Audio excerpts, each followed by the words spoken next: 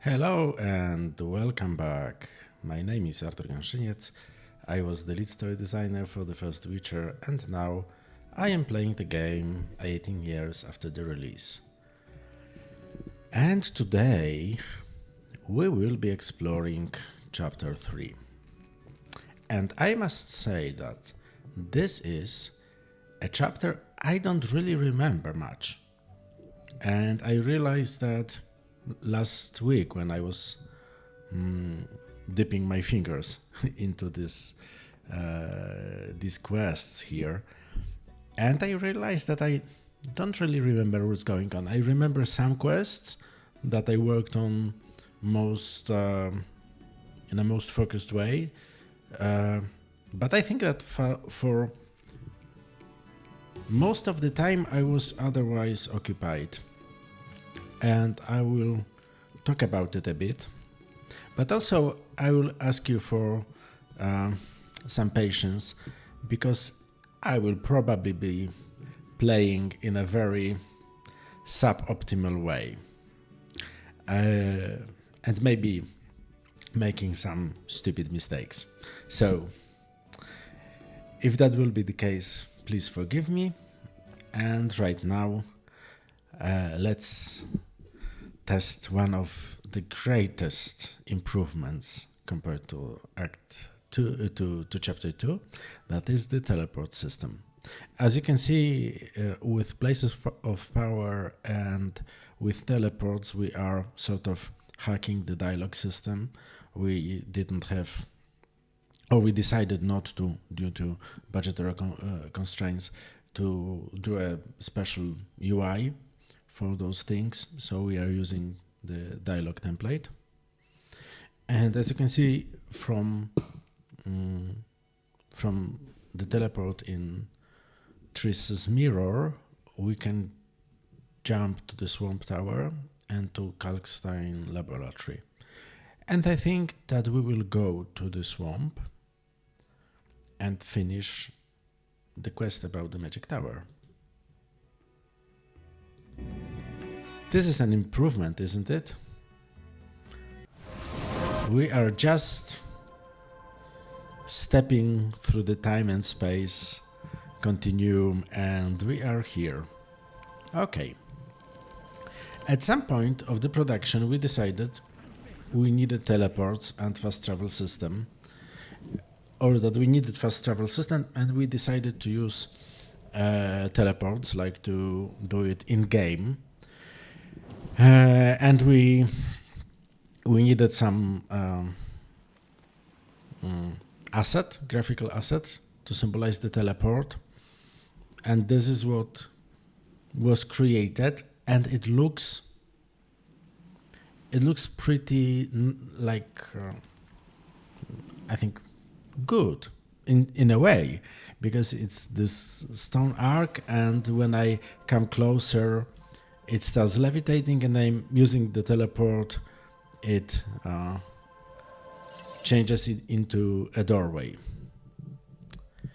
And but right now I'll stay here. I just wanted to show you how it works.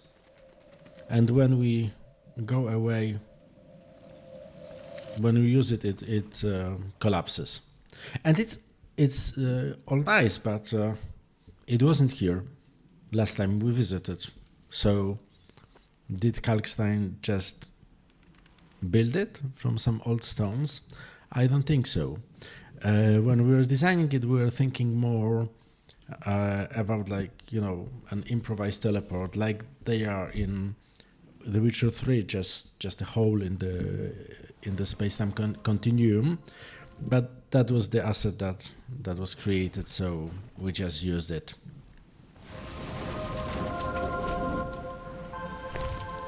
One of those things that might have been done differently, but somehow contribute to the overall feeling of this beautiful mess of The Witcher 1. Greetings, Witcher. What are you doing in this tower? Finally! I've waited so long! Kalkstein. The greatest discovery of my life! Know that you fully earned your reward. Okay, so now we completed one of the main quests from chapter 2. We gave the teleporting crystal back to Kalkstein. And we'll see if there is anything else here. Yeah, the ghoul marrow, I think. I don't have it yet. How goes your research? I've a new theory. A milestone in alchemy. Everything is composed of particles so small they can't be seen. They're constantly moving and acting upon each other. I have yet to confirm it, but I'm working on it. Maybe you can tell me about this later. Yes? Geralt has no appreciation for science.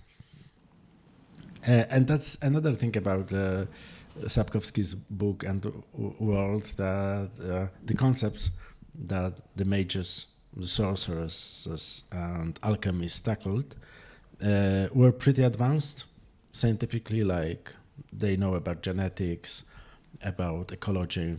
So it's only natural that at least one of them is thinking about particle physics or maybe metaphysics. But we didn't elaborate on that. Okay. We will probably meet some new monsters here. I would like to go... Yeah, the map is cleaner now without all those obelisks because they already play their part. I think I will go to the Druid's Grove. Yeah. Trying to stay on path. Yeah, and I got lost. I still can't imagine how the locations would look like if we didn't manage to add this walkable water from time to time. Because if we're bound to, well, maybe I'll try to earn some Witcher money. Oh.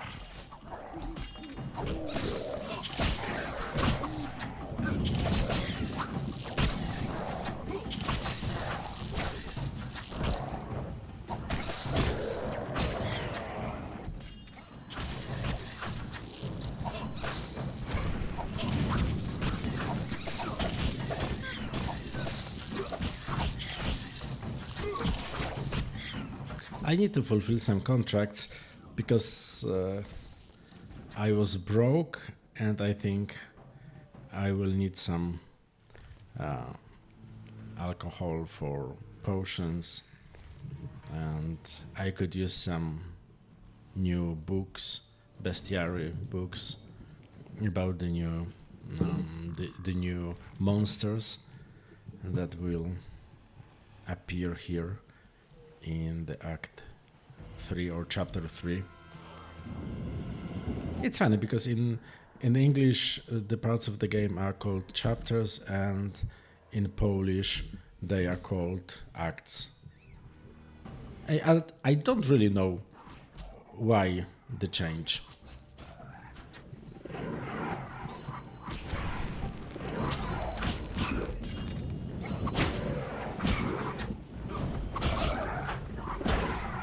Those are tougher.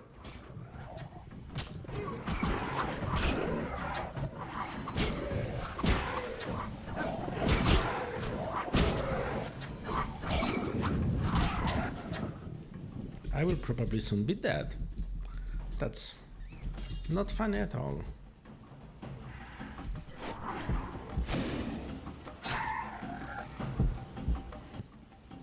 I must definitely up my game and craft some potions.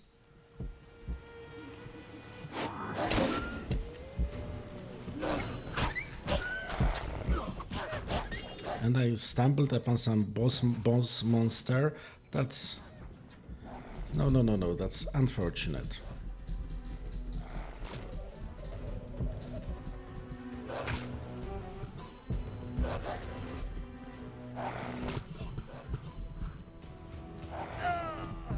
Okay. Oh.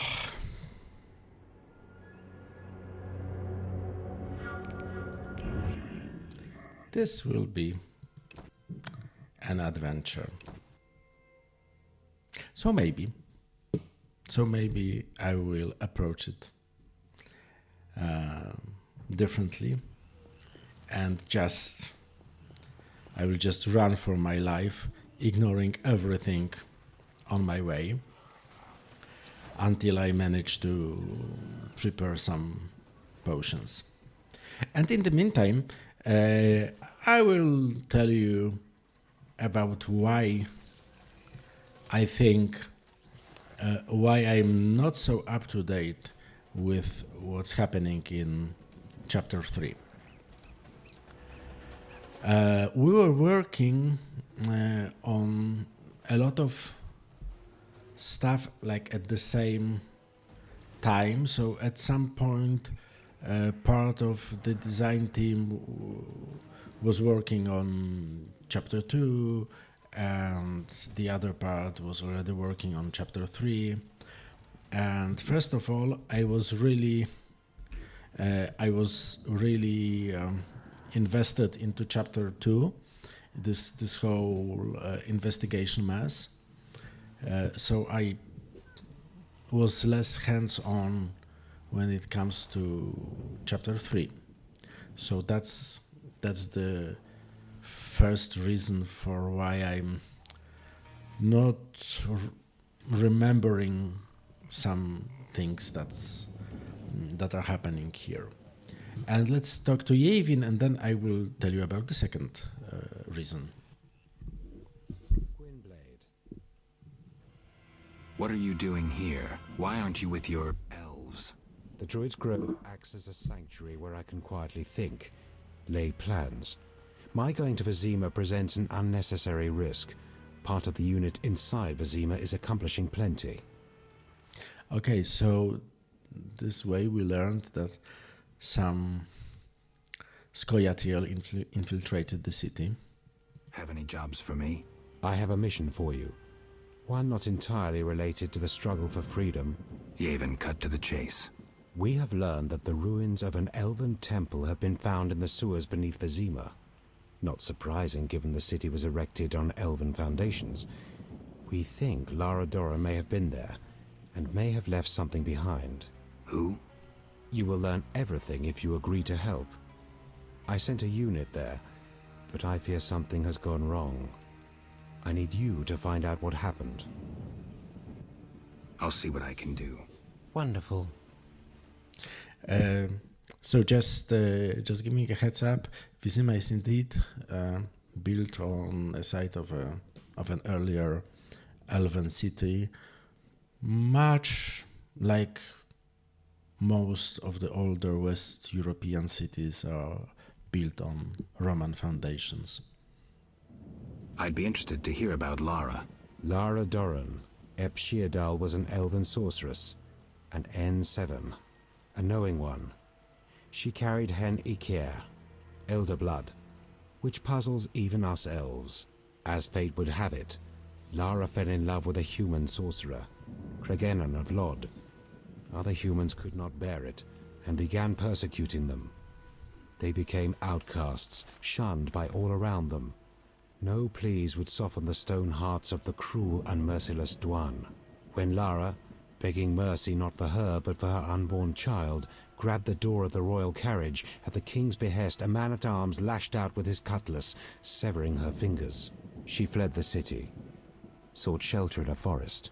When night descended and the frosts came, Lara faded on a hill amidst the trees.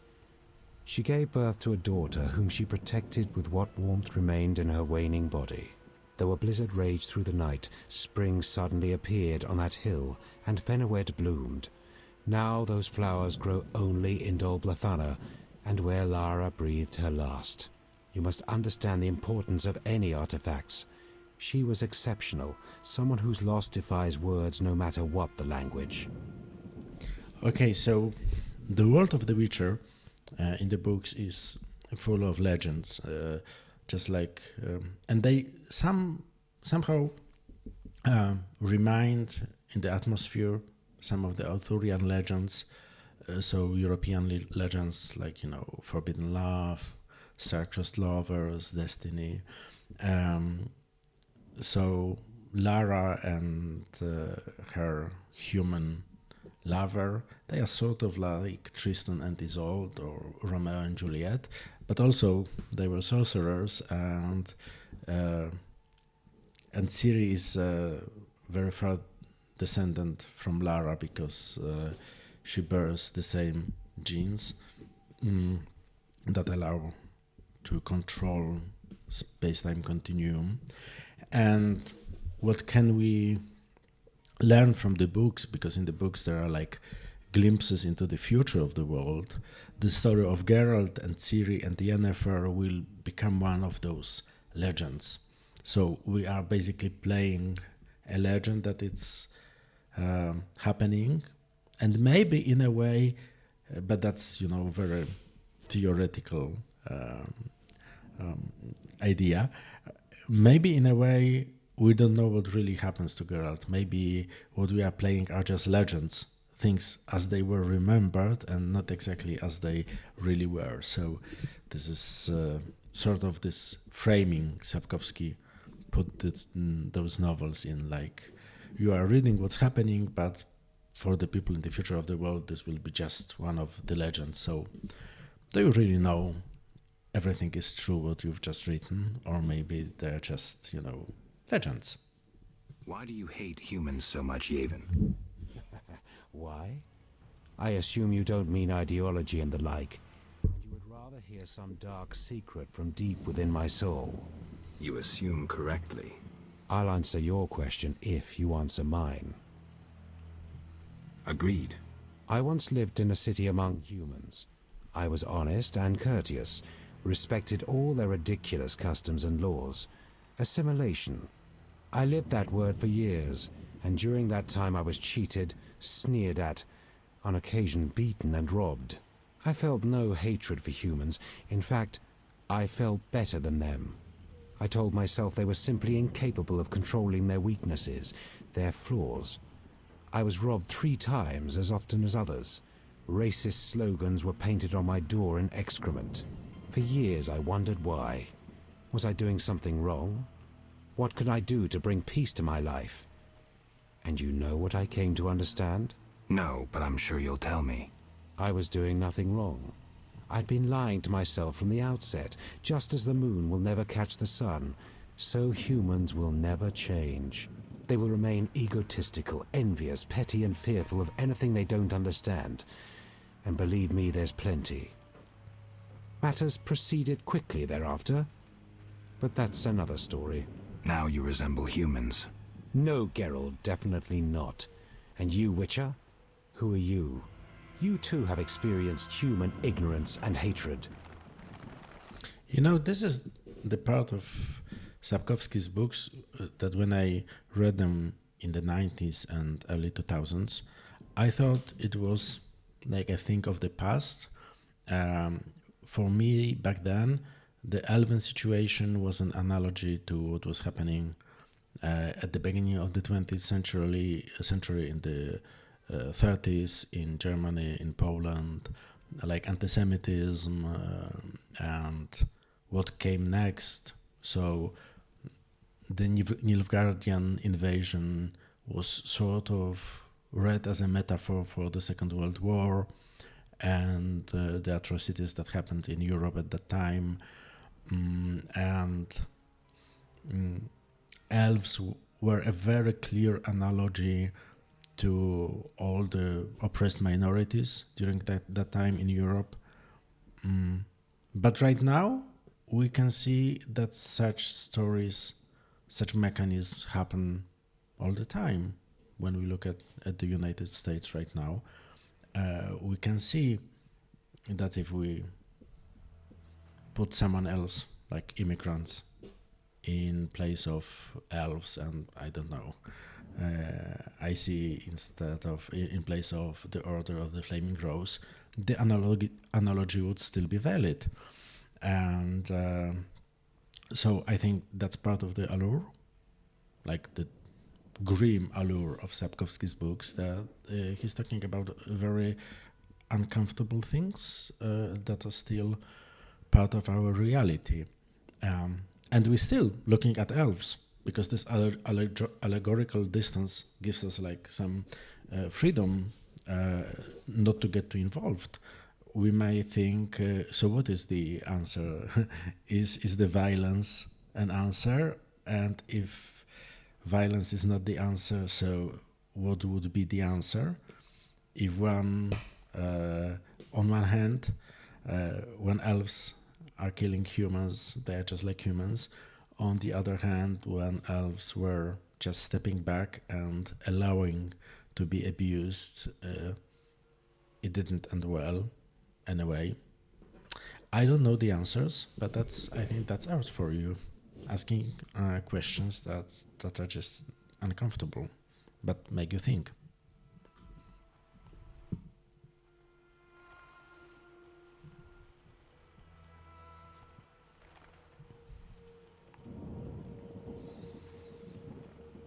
I try to answer in the most emo Geralt way. I'm as much an outcast as you, Yavin. I see your point, but have no interest in torching human villages. I'm glad you understand, White Wolf. Farewell. Okay.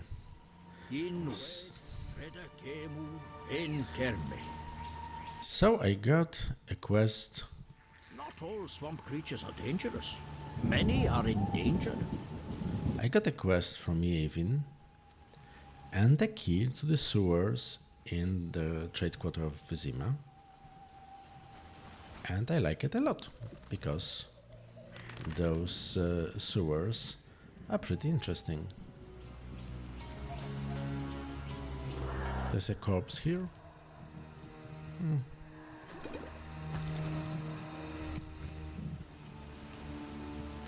Okay, let's see how our lumberjack friends are doing. So, the other part of why I was not really putting much focus on chapter 3, or not as much as to chapter 2, was that sometime around that moment of production, when we have already implemented one of the versions of chapter 1 and the basics of chapter 2, if I remember correctly, we came to an important realization. We realized that we won't make it. We had some plans for a number of locations and a number of characters that we wanted to use in our story. And at that moment, the story was just like a one-pager, like a synopsis or an outline. So nothing set in stone, but we wanted we knew what we wanted to tell, and we communicated some of it to the players and to the press, like that the game will be about stolen richer secrets and stuff like this. And we had, as I said, we had some locations planned. And when we started working on chapter 3, I think, more or less, the producers came to us and said, we won't make it. We just looked at how much it takes for us to finish a location, and we have this list of locations we want to have in the game, and we know when we will finish. We will finish producing them 2 years after the game release date. So it's just impossible. And we said, oh, that's not good. That's not good. And we started thinking what to do about it. And I just talk to Vaska, and we'll go back. We'll go back to you. Greetings. Much has changed. Townsfolk have violated our swamp. Who are these strangers? Dry ones. How dreadful. They drove off the lumberjacks and many were slain. They carry off our kin. The water lords are angry. Only the druids dare remain in the grove. Anything else while I was away? A great battle between a man with a fiery soul and an elven lord. Who won? Our lords were victorious. Praise be to them! May I ask a question? What? Okay, so I get this newsflash. Tell me about this battle. The man with the fiery soul came with his steel-clad brothers. They angered the lords and dark waters engulfed them. The one who steps lightly through shadow and whose heart is consumed by hatred went to face them. They met in a terrible, savage battle, staining the waters red. Who won, you ask? The fire or the shadow? My answer is neither. Thanks. Any other questions? I like how she talks about the battle between the Order Knights and the Skyatiel. I heard you're having problems. Drowners again? Yes, but we have another problem. Speak, Veska. Bandits with salamander badges are forcing my kin to gather herbs. That's very interesting. They separate our kin into groups. Armed guards watch them. Where are they? I saw one group by the fallen tower. Please help them. I'll reward you. Their boss, Roland Bleinheim, is an evil man. Kill him. I'll do just that. Aminum gual eth. Okay. So I got a quest, and it will involve killing some Salamandra bandits, and I like it. So before we begin, I think we'll at least brew or mix some swallow potion, just to to survive it a bit, maybe 2 swallows. Okay.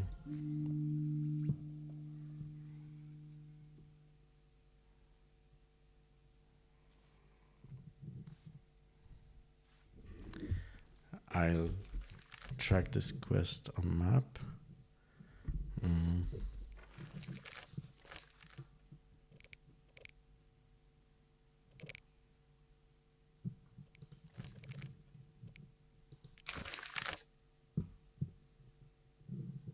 Okay.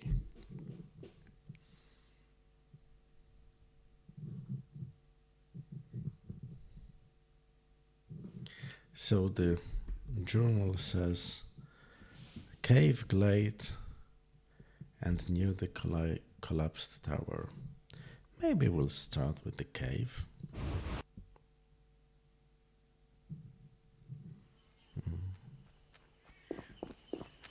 Okay, so going back to our story about the great cat. So we said, okay, so what locations do we have? And it turned out that we have the 2 Vizimas, like the locations that were already in use. We had a village, some fields. It was a very old locations, and we didn't really know what to do with them at this point. And we had some locations like the old part of Vizima that could be maybe finished on time, and more or less that was it. And on the list were locations like, if I remember correctly, we had this Elven Cemetery. It was a swampy location, So another swamp, but a cemetery, elven cemetery on the swamp, and we had some kind of cliffs over a river, so some kind of river cliffs, and these were the two locations that I remember, but they were just gray boxed, so they were just a rough 3D sketch. The sketches were old, not really suited for the camera, and they weren't prepared for any quest in mind. They were just like part of the olden production pipeline. And we also had another locations planned, the castle of the Order of the Flaming Crows. And we'll go back to this after clearing the cave.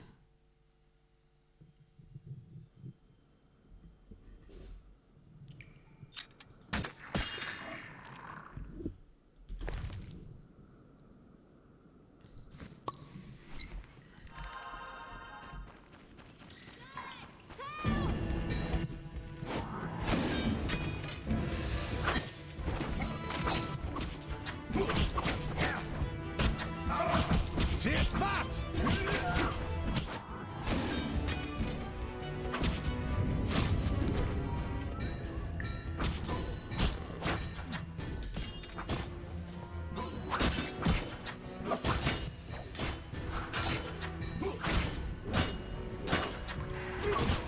You dare challenge the Salamandra? Well, yes, I do dare challenge the Salamandra. I've been doing this for some time now. Kid, please stay away. The kid is a funny side effect of two mechanisms. First, some kids have the script that they follow Geralt, and NPCs flee from the battle, so the kid was like two minds about the situation. No, I came on my own. You're free. Hear that, everyone? We're going home. Before you go, tell me what you know about Salamandra. They held us at a camp. One group may be by the old logging area. Thank you. Okay. So... Oh. The messenger of the Lords lifts me from my knees and tears off my chains. Are you the brickmaker's lost child? I sat on foreign shores, crying and remembering my fatherland. So neither druids nor dryads kidnapped you. Blessed be he who wields a sword against my enemies. Okay. Hurry home. Who is above the Lords? Right. I'll be going. I must say that the number of slightly creepy kids in this game is, well, above the average, I would say. So he looked like some kind of child prophet. There's some monsters here. There might be. Okay, so going back to the locations that were cut from the game. So first of all, as I said, we had the plans for this location that would be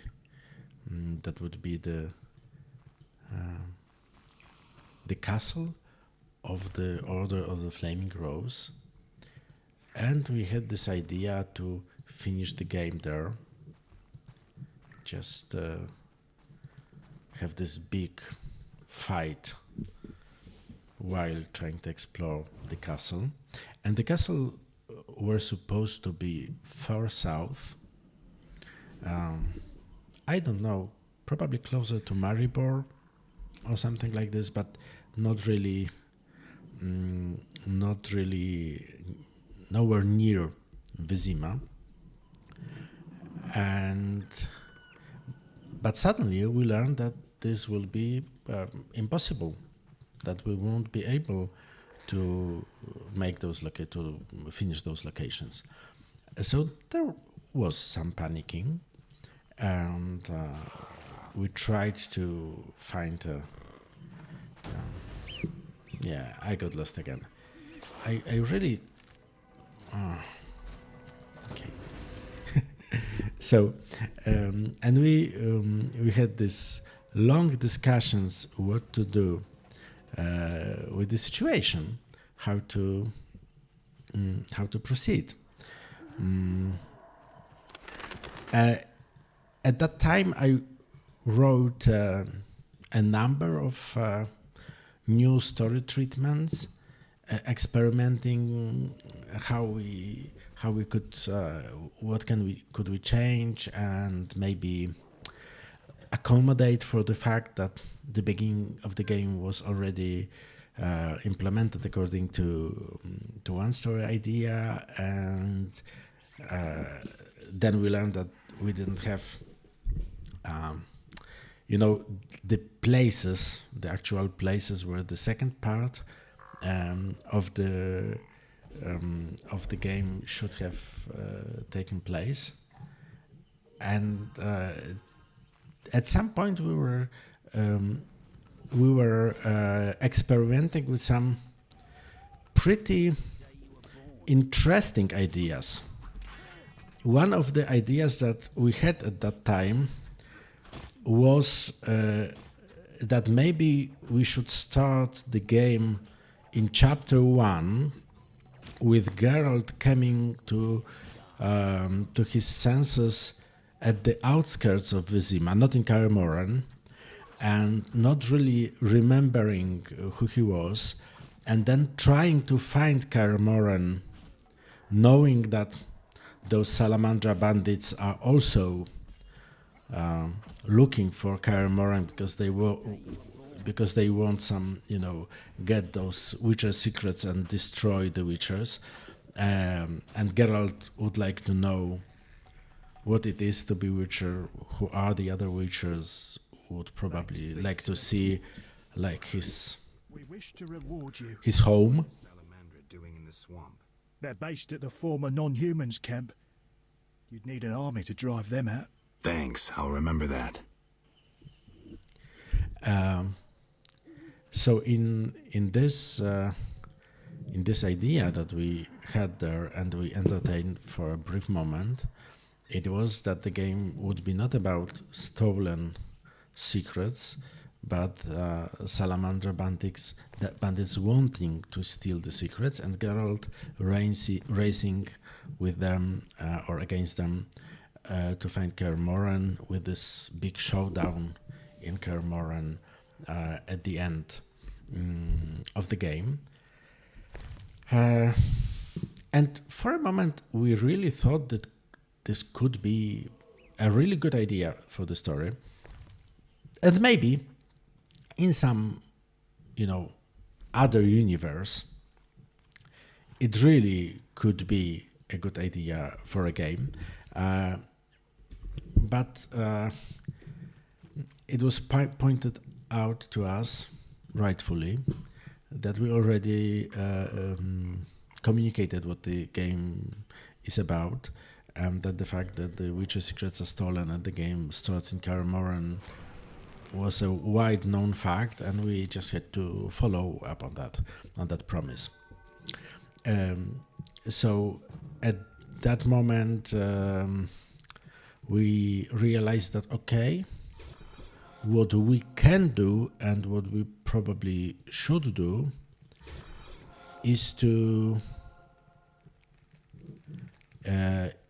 try to tell the same story using smaller number of locations, as risky as it may sound. And that's what we did. So we sort of folded the story into itself, keeping all the plot points that we wanted to have from the very beginning, and just tried to or just decided to sorry, I just need to know where I'm going. Okay, so we just decided to, instead of the final showdown being far south from Vizima, as we will learn, it will be quite close to Vizima, and those parts that were supposed to take place at the swampy elven cemetery or around the river cliffs, they were moved to the village that we will visit in chapter 4. And when I'm talking about it, you probably think that this was like a huge change. And of course, on one hand, it was, because that was probably the most intense and stressful, I think, 3 weeks that I had while working in the game development ever. It was really, really intense. We argued a lot, we discussed a lot, we were under a huge pressure, like time pressure and organizational pressure and business pressure. It was just insane. But on the other hand, we were working on a very loose treatment. We had no quests designed yet for those locations. We had just a paragraph or two about what should be happening here and there. So we weren't throwing anything away. Because almost all the story points that we wanted the most important story points that we wanted to tell on those locations, we told with the locations that are right now in the game. So that was not an issue. And we didn't throw away any quests because as of that moment there were no quests designed yet. So folding it all back was a huge challenge for me. It was a really hard puzzle. But when we finished, we realized that it fits perfectly. And to be honest, I think that the story we have now, after this compression and folding it back... You know about Salamandra. They forced us to gather herbs, make fistek. One group hides in the cave near the old logging area. Salamandra is involved in the drug trade? Thanks. Return home. So, I think the story we have now, this folded back version, is much better than the story that we wanted to have back then.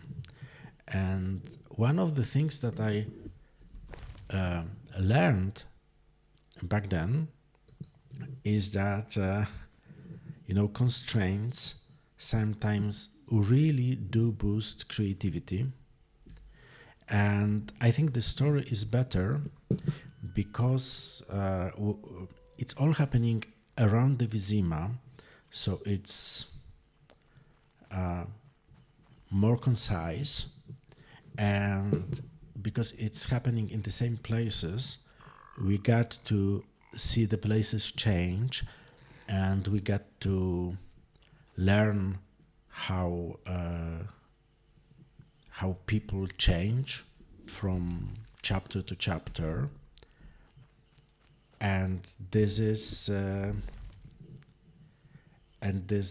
something that really, really adds to the story, because we can see Yavin sort of changing and evolving sometimes, and we can see how Siegfried changes from like this this knight in the shiny armor to a pretty, you know. Okay, I will. Just give me a moment. I'll just have to fight off all those monsters.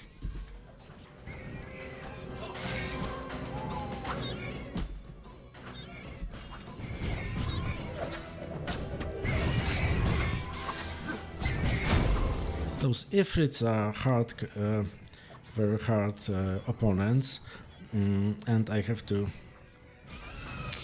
kill them before I venture any further. And there is a lot of Salamandra bandits here, so just let me finish or focus on not getting killed, which might prove really hard indeed, and then I will continue.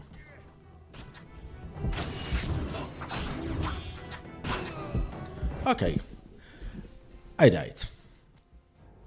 That's a bummer. I should have saved. Yeah, I definitely should have saved. Oh.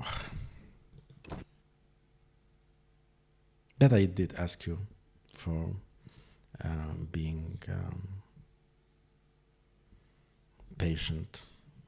So maybe I will just cut this part out and clean these two camps again, and then we will talk. You're dead.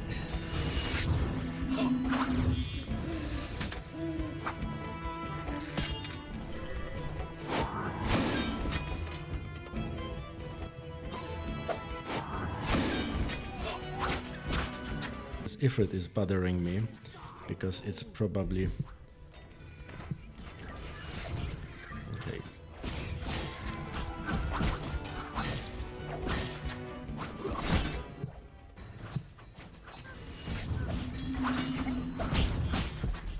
No, I'm... Oh. Okay. Sorry, not this time.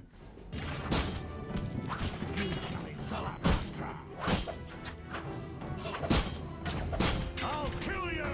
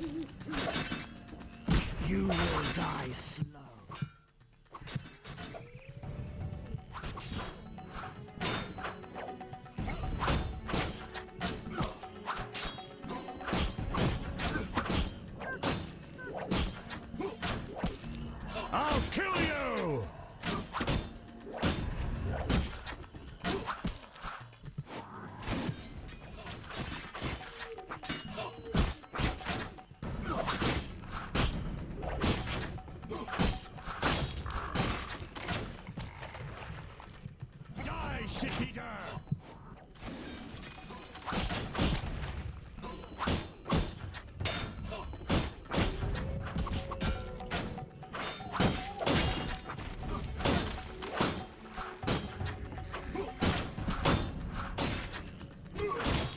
You're dead.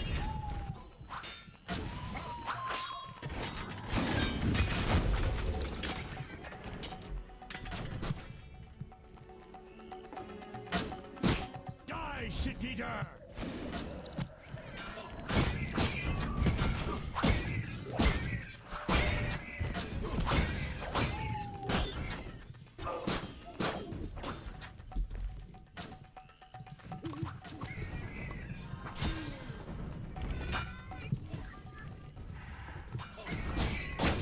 You dare challenge the Salamandra!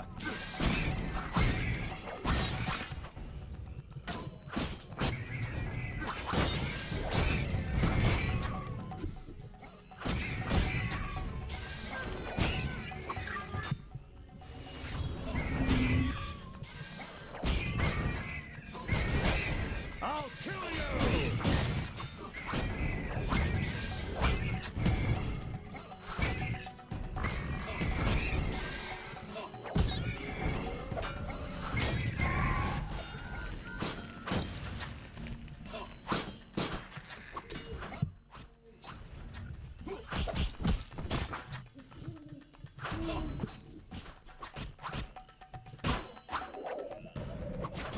This is your end.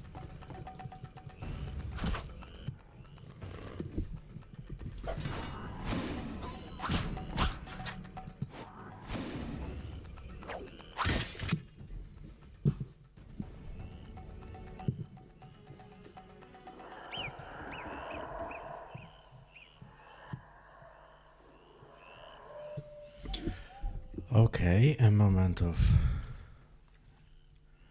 respite. Maybe we'll eat some fruit and let's go and finish it. I hope.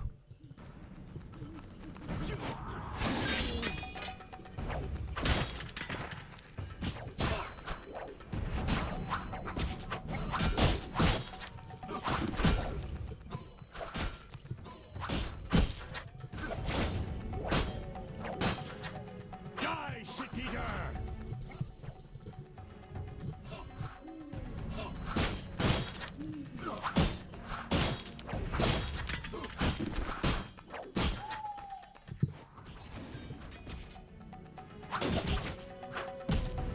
I'll cut you in two!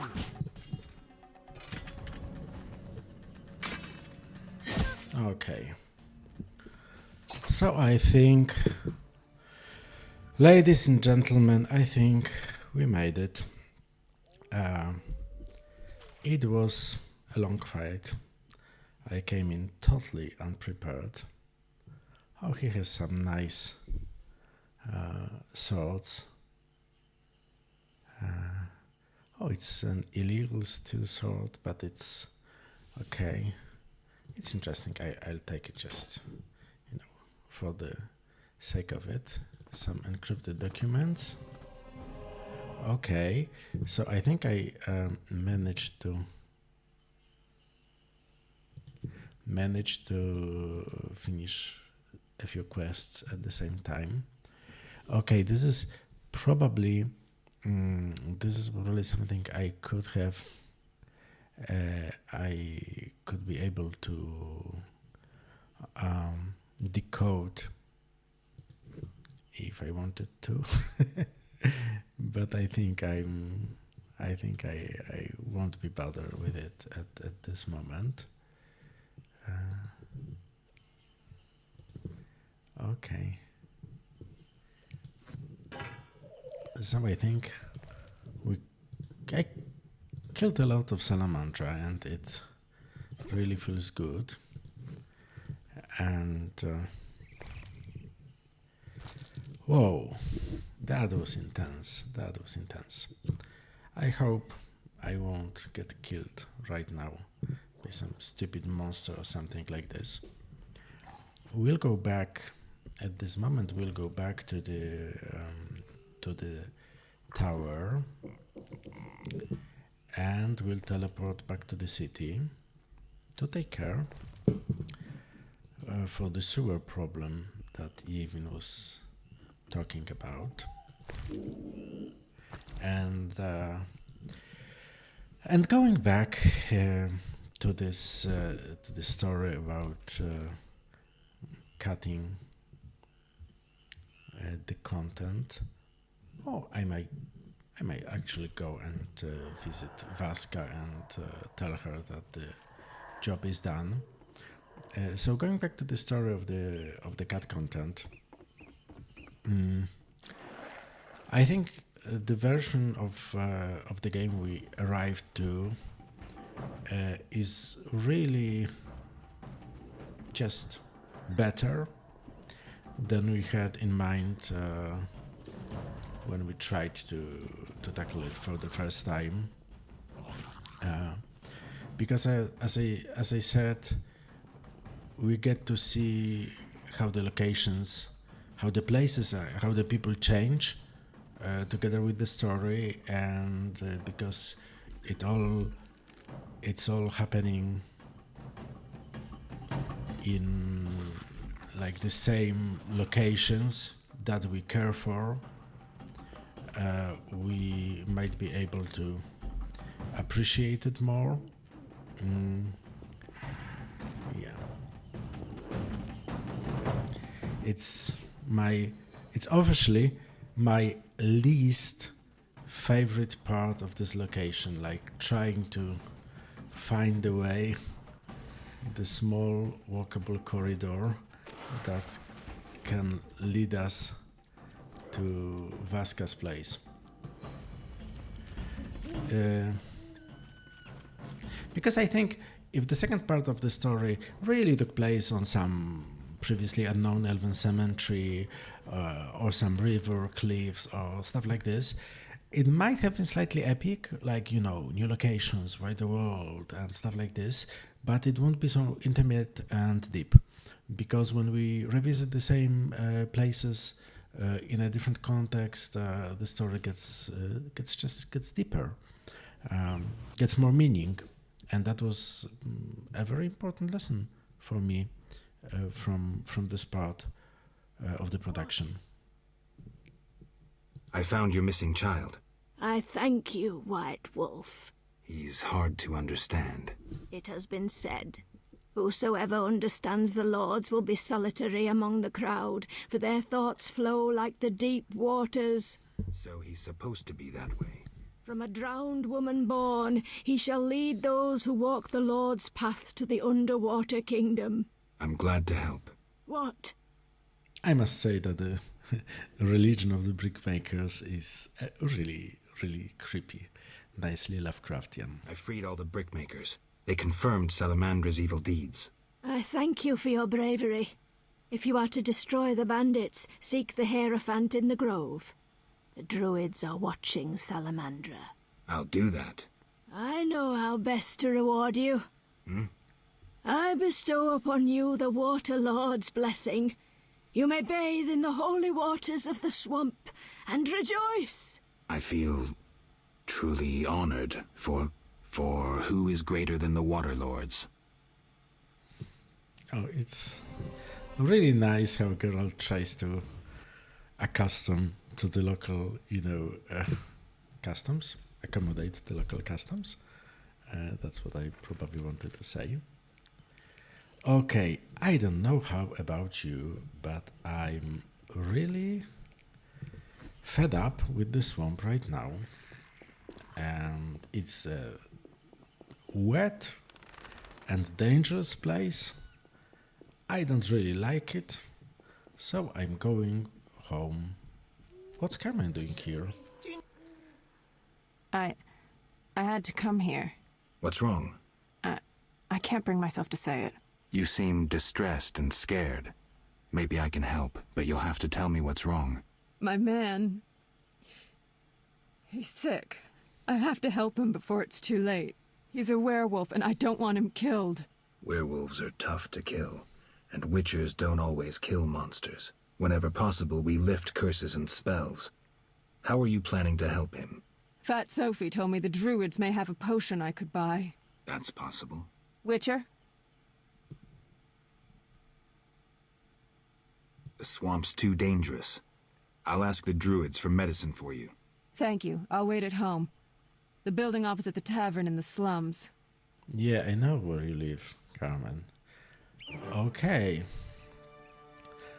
So,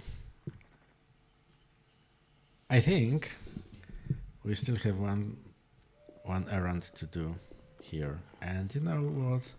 I will do it, because I like Carmen. I know who her, werewolf boyfriend is. And I don't really want to have to kill him. So we'll just quickly... Oh, Eldrowner is fighting Kikimora. This is one of those, we have an ecosystem in the game things that we liked it in Gothic, this, very old game. And we decided that maybe we'll try to do something like this also here in this game, just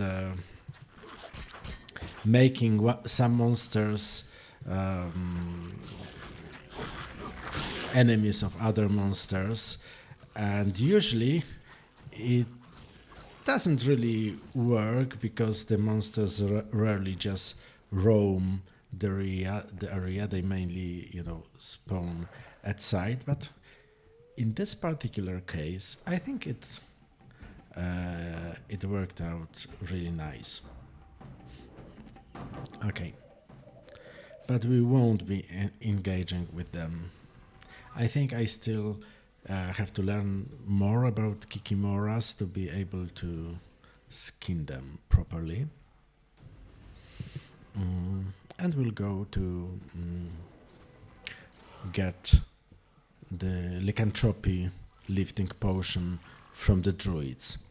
And I think this is a very Sapkowski style quest. First of all, the title of the quest, The Beauty and the Beast, is a play on the classical fairy tale, and a lot of Sapkowski's books were, or short stories especially, were plays on classical fairy tales, according to the one with The Beauty and the Beast. And the other part is that Geralt really doesn't kill everything that looks monstrous, and whenever he really tries to lift curses instead of just killing the one in suffering from the curse, like in the opening cinematic and the first short story about Princess Ada turned into a Striga. And we will meet her soon, Princess Ada.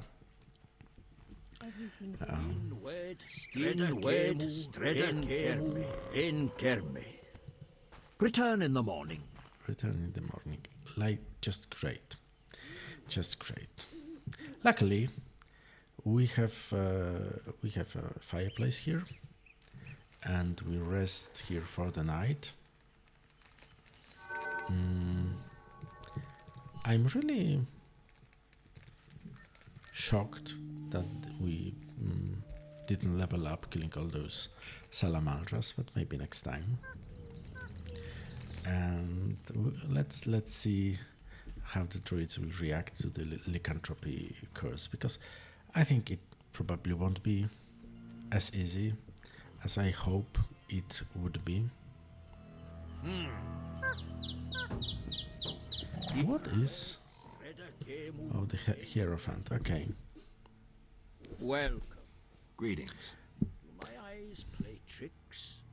Is it Geralt, the famed White Wolf? Indeed. How do you... I've heard about you from our friend, Mousesack. I lost my memory and don't remember Mousesack. A pity.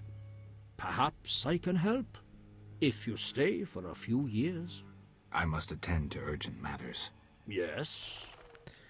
I don't know if Mausag was translated the same in The Witcher 3. I'd have to check. He's a druid, we know from short stories. And when you look at the Hierophant, we wanted him to look differently from other druids. But not many time and stuff like this. So he's adapted from the Eternal Fire priest model, the same colors, or sort of the same colors. We just try to make him a bit more druidy and hope nobody will notice in the context. Bandits have appeared in the swamp. The trees told me you slew every last one. We are very grateful, Wolf. I come on behalf of a woman whose beloved transforms into a werewolf. She wishes to find a cure. You're a witcher. You should know how to treat lycanthropy. I may have known once, but I can no longer recall the method. I know several cures for lycanthropy, though I've not put any to the test myself. What of a magical cure? An elixir? I know not how to prepare one. You should question an experienced alchemist. I have heard a shirt made with fool's parsley may help. Really? Yes. Gather 5 leaves of fool's parsley and tell the woman to weave them into a shirt. Then her lover should wear it for the night. Thanks for the advice. There is also one folk remedy. I'm embarrassed to mention it, but it is said pure, unconditional love changes beasts into men. I'll remember that too. Remember this.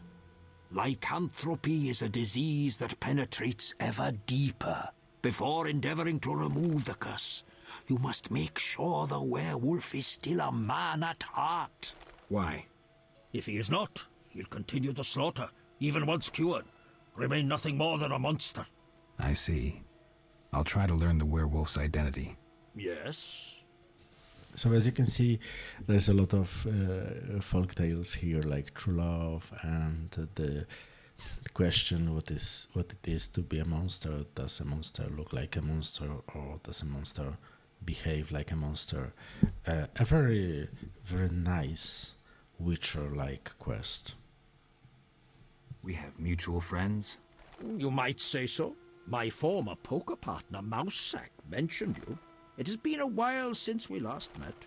I play, so we might sit down to a game sometime. When you've had some practice, come see me for some real poker. Okay. So you know what? We'll be heading back in town. I don't have the elixir for Carmen, but on the other hand, I know that first I have to learn who her werewolf boyfriend is. I know because we wrote him, but Geralt doesn't know it yet, so we will have to help him. And then we'll have to decide if the man is worth saving. And then maybe, like in fairy tales, pure unconditional love will do its magic. We will see. And we also have to visit some elven ruins beneath the city for Yavin and for some, mementos, Laradoran mementos. And then we'll probably have to meet Siegfried and talk with him for a while. Maybe he'll have a quest for us. Well, I know he will have a quest for us. And then there is still Dandelion and his lute that he lost while teaching some nobleman's daughter how to play. And then we have this fancy party in New Naracourt Inn, where we will supposedly meet Princess Ada, King Foltest's daughter, the one that we saved when she was but a child, and she was cursed into a striga, and we lifted that curse in the first cinematic and in the first Witcher short story. So we have a lot of work to do, and I hope we won't have to go back to the swamp for any time soon, because I am really, really fed up with this location. So thank you so much. And I ran out of space on my hard drive and the recording stopped, so I have to re-record the last minutes. So as I was saying, I'm really fed up with the swamp. Time is money. And I think Ready to go? we won't be returning here for a longer I moment. wouldn't have paid you otherwise. Take me to town. See you next time, and thank you for watching. That was a challenging episode, but I hope you had fun. I did. I have.